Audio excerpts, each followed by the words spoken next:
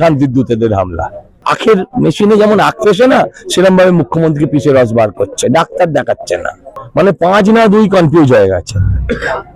সম্ভবত ওনার নিজের কেন্দ্রের উনি নিজের ইভিএম নাম্বার ভুলে গেছে। কিন্তু এখন না উনি বিষকন্যা, না উনি অগ্নিকন্যা, বাংলার মানুষের চোখে উনি এখন একমাত্র অগ্নিকন্যা। 20,000 বেশি ভোটে ছিল, 20,000। পশ্চিমবঙ্গের বিধানসভা নির্বাচনের যে প্রথম দফার ভোট সেটা আজকে হলো। এখন কাউন্টডাউন চলছে দ্বিতীয় দফার ভোটের জন্য। কিন্তু যেটা বিষয় সেটা হচ্ছে যে এবারে যে ভোট পড়লো প্রথম দফায় সেটা 90% ছাড়িয়ে গেল। এই মুহূর্তে আমরা এসে উপস্থিত হয়েছি বরানগর বিধানসভা কেন্দ্রে এবং আমাদের মধ্যে উপস্থিত রয়েছেন বিজেপি প্রার্থী সজল ঘোষ। সজলদা নমস্কার, ইমেজ বেঙ্গলে প্রথমেই স্বাগত। 2026-এ প্রথম দফার নির্বাচনে যে 90% ভোট পড়লো, এটা একটা ঐতিহাসিক। একদম এটা ঐতিহাসিক না, এটা বাঙালির জন্য ঐতিহাসিক, মানে সনাতনী বাঙালিদের জন্য ঐতিহাসিক। এটা পাকশিটে এই পাক সার্কাসে আগেও পড়তো। হ্যাঁ, এটা মালদার কিছু জায়গায় আগেও পড়তো, মুর্শিদাবাদেও পড়তো। কিন্তু এটা যারা সনাতনে বিশ্বাস করে তারা 90% ভোটের আগে কখনো। প্রশ্ন হচ্ছে যে আজকের ভোটে আমরা দেখলাম যে মোটামুটি ভাবে ভোট শান্তিপূর্ণ হলেও কিছু কিছু জায়গায় কেন্দ্রীয় বাহিনীর উপর বৃষ্টি হলো, পুলিশের উপর। তারা কারা? আপনি আমার বলুন না, তারা কারা? সব শান্তির দূত। তাকিয়ে বলুন আমি ভুল বলছি? আমি সত্যিই কিছু দেখিনি, কারণ আমি নিজের নির্বাচন নিয়ে এত ব্যস্ত। কিন্তু আমি না জেনেই বলছি শান্তির দূতেদের হামলা যেখানেই পাবেন। এটাকে অস্বীকার করার কোনো জায়গা নেই। এদেরকে আনরুলি থেকে রুলি করতে হবে।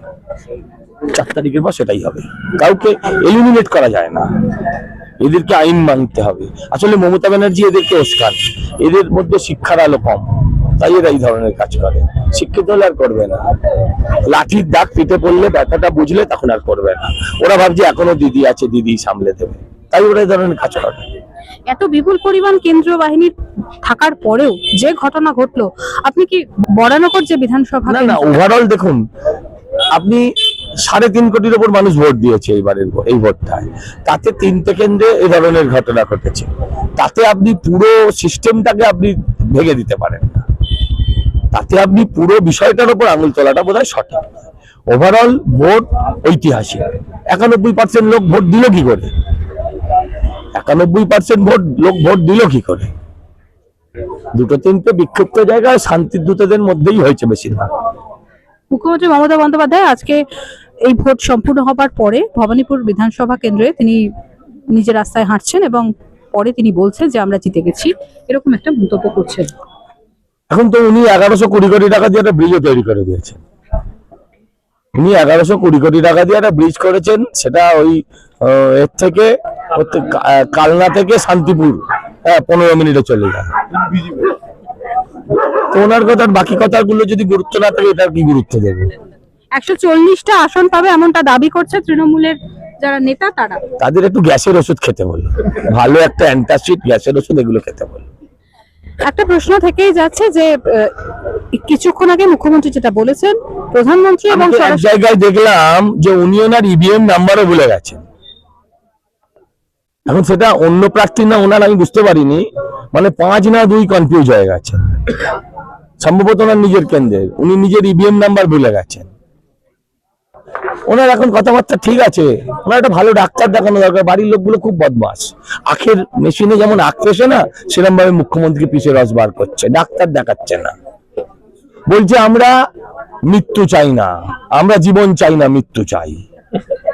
আমরা জীবন চাই না, মৃত্যু চাই। আর কদিন আগে একটা কি বললো, মানে এখন আর মিমও করে না ওকে নিয়ে কেউ। পুরো তার কেটে গেছে, সব শর্ট। প্রশ্ন হচ্ছে যে ভবানীপুরে দাঁড়িয়ে এই ভোটের প্রথম দফার ভোটের পর স্বরাষ্ট্রমন্ত্রী এবং প্রধানমন্ত্রী যেহেতু এখন এই মুহূর্তে পশ্চিমবঙ্গে রয়েছেন, তাদেরকে সরাসরি আক্রমণ করছেন। তিনি একদম কোট করে বলছেন যে সঙ্গে এলো ভোদাই এবং তার সঙ্গে এলো ইডি এবং সিবিআই। তাতে কি হবে? উনি অসম্মান করছেন। একটা সাপ কখন ছবল মারে বলুন? যখন তার লেজে পা পড়ে, যখন সে আতঙ্কগ্রস্ত হয়, তখন। এখন তাই ছবলাচ্ছে, বিষ উগড়ে দিচ্ছে।